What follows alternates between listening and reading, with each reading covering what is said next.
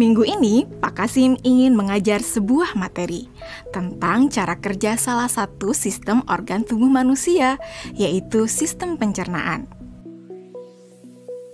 Adapun tujuan pembelajarannya adalah melalui diskusi kelompok dan penugasan mandiri. 1. Murid dapat menjelaskan fungsi organ pencernaan pada manusia. Kedua, murid dapat membuat model dan menunjukkan cara kerja sistem pencernaan manusia. Sebelum pembelajaran dilakukan, biasanya saya akan melihat tujuan pembelajaran atau target apa yang akan saya capai pada hari itu. Setelah itu, saya melihat data atau informasi terkait murid-murid saya untuk menentukan strategi pembelajaran yang tepat dan penilaian yang sesuai. Saat merencanakan pembelajaran, Pak Kasim mempersiapkan beberapa sumber belajar yang menurutnya akan membantu murid-muridnya belajar sesuai dengan kebutuhannya. Sumber daya belajar yang disiapkan diantaranya adalah sebuah poster, berbagai bacaan yang memuat pembahasan tentang bagaimana organ pencernaan bekerja dari beberapa sumber.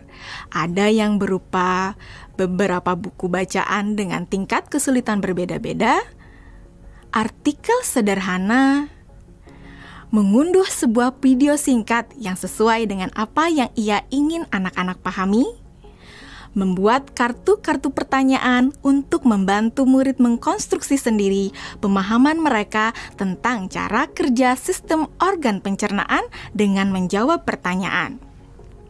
Sumber belajar yang beragam ini tentunya tetap sesuai dengan tujuan pembelajaran yang ingin dicapai atau dengan kata lain mengimplementasikan diferensiasi konten.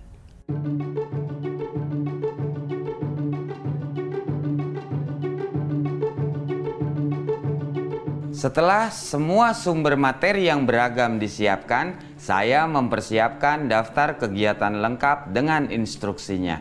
Misalnya, membaca buku atau artikel, dan lain sebagainya, mengamati poster, mendiskusikannya, dan kemudian membuat ringkasan untuk menunjukkan pemahaman tentang isi poster tersebut.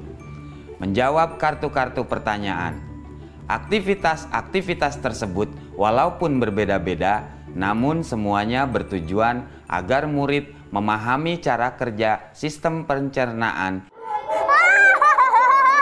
Assalamualaikum. Bagaimana kabar kalian? Waalaikumsalam. Baik, Pak.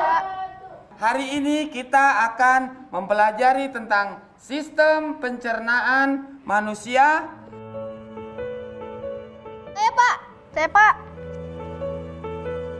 Di awal pembelajaran, Pak Kasim memberikan penjelasan kepada semua murid yang ada di kelasnya tentang tujuan pembelajaran dan konsep kunci yang ia ingin anak-anak kuasai. Lewat proses tanya-jawab dan contoh-contoh, Pak Kasim memastikan bahwa murid-muridnya memahami apa yang dimaksud dengan sistem.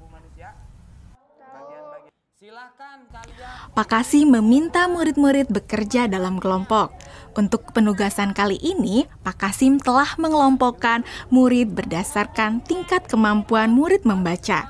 Hal ini karena tugas pertama yang harus dilakukan oleh setiap kelompok adalah membaca materi bacaan terlebih dulu. Teks yang dibaca tiap kelompok sesuai dengan kemampuan membaca mereka. Selama proses murid melakukan kegiatan, saya mengobservasi dan memantau pemahaman murid-murid.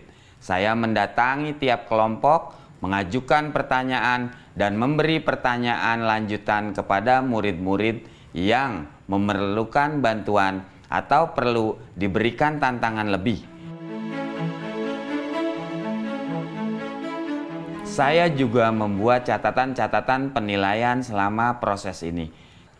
Setiap jawaban murid, pertanyaan murid, saya perhatikan dan menggunakan informasi ini untuk menyesuaikan tingkat bantuan yang akan saya berikan pada murid atau berdiferensiasi proses. Sistem pencernaan adalah serangkaian jaringan organ yang bekerja untuk mencerna makanan. Organ pencernaan antara lain meliputi mulut, kerongkongan, lambung, usus kecil, usus besar, rektum, anus.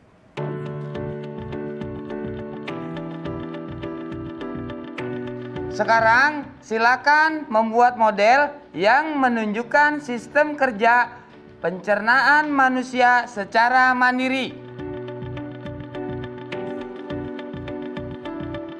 Selama proses murid-murid membuat model sistem pencernaan, Pak Kasim berkeliling melihat pekerjaan murid untuk mengetahui sejauh mana pemahaman murid.